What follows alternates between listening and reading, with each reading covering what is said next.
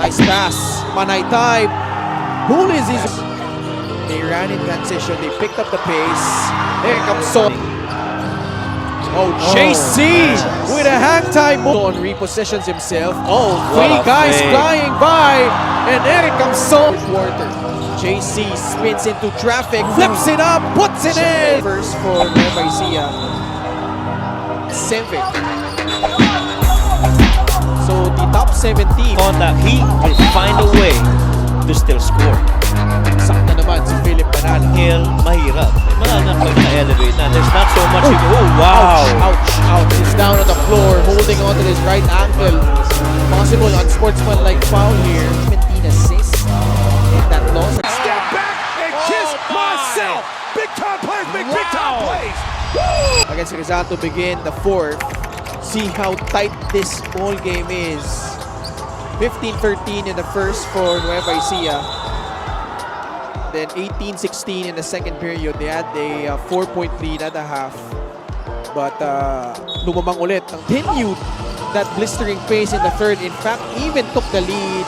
Their biggest at 7 before that 10-0 spurt that gave the lead back to the Rice Vanguards. Iniskoran sila nila ng Rice Vanguards and made them pay dearly for it.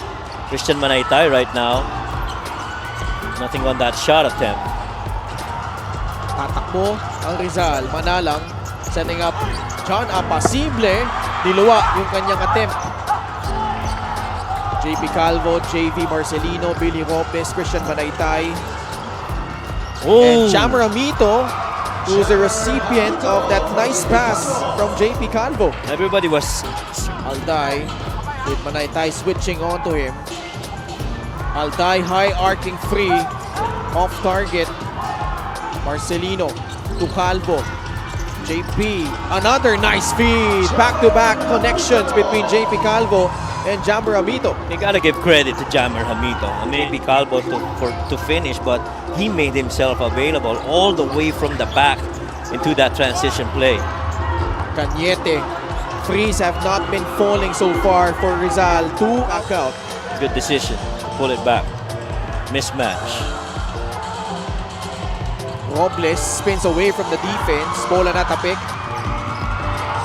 It ends up with Amito. Nice pass. Manaytay bullies his way inside. Counted plus a foul. But he thought otherwise. Saw Christian Manaytay and he decided not to give it up to Billy. Another massive run by Nueva Ecija. The assists have been big in favor of the Rice Vanguards. Again, we talk about how Rizal only had 17 assists in that loss against Pangasinan. Usap tayo. Let's bring back the energy. Back to you, Kent and Coach Mike. Maraming salamat, G. Yun yung nais gawin ng Nueva Ecija. They were at their best in the third when they came away with those steals. They ran in transition. They picked up the pace. Here comes Son. Is someone that needs to get going here. Knocks down that three. JC. Manaytay flashing out. Guarded by Kamson. Face-up jumper by Manaytay. Off the mark. Or here. Manalang.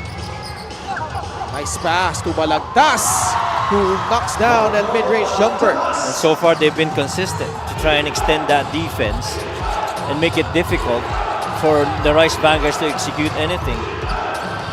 Oh, JC with a hang time move. Once he elevates, even going downhill, mahirap.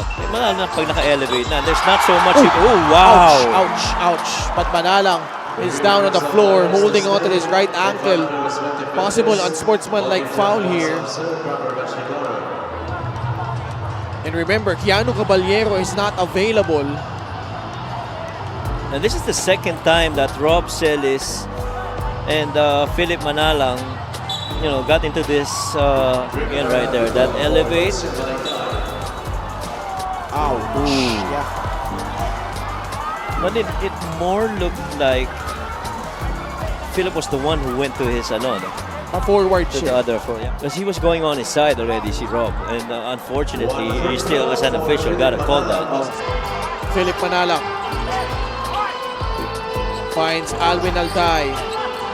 Will pull it back out against Robbie Celis. 3 seconds left on their shot clock. Alday for 3. Off target. Celis is ahead. JC, full head of steam. Oh man. Absorbing contact does not matter. No matter if he's airborne, you get him through contact, he will find a way to still score. Magsak na naman si Philip Manalang. Philip Manalang sa Nueva Ecija still with a 5-point lead past the halfway point of the fourth quarter. JC spins into traffic, flips it up, puts it in! The degree of For JC. Camson repositions himself. Oh, What three a guys fake. flying by. And Eric Camson making a foolery out of the defense. bye on that shot attempt after that shot fake. Celis quickly to JC. That's the On shot. the other side, Byron Villarias. Mintes galing sa tres. Palagtas the rebound. And you like that it's also Villarias who took it. Crossover by Philip Manalang. Alday. Left corner 3. Airballs it. Neil Tolentino in his grill. Ball deflected. Does not matter as Jammer Hamito with a flip shot. JC and Jammer taking turns and producing those much needed points for the Rice Vanguards. Balagtas. Ball tapped. Camson wanted Balagtas to take that. Which is why they are number one in scoring, number one in field goal makes, number one in perimeter makes. See another shot right there by JC Marcelino. You name it. Anything on the offensive side, these guys are so good. Camson's 3. Off the mark. This guy, they've not found an answer to JC Marcelino. Villarias in stride for 3 off the heel. Oh man. Billy Robles able to swoop in and get the offensive rebound and put back. And Billy Robles, that was a good shot by Byron. But then again, somebody's got to battle out on the offensive rebounds.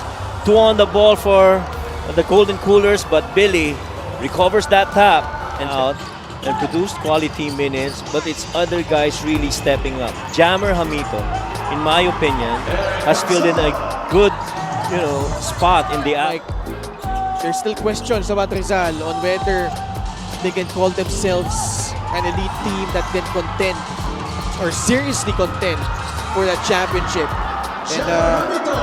And they will close out their matchups in the North Division 8-7.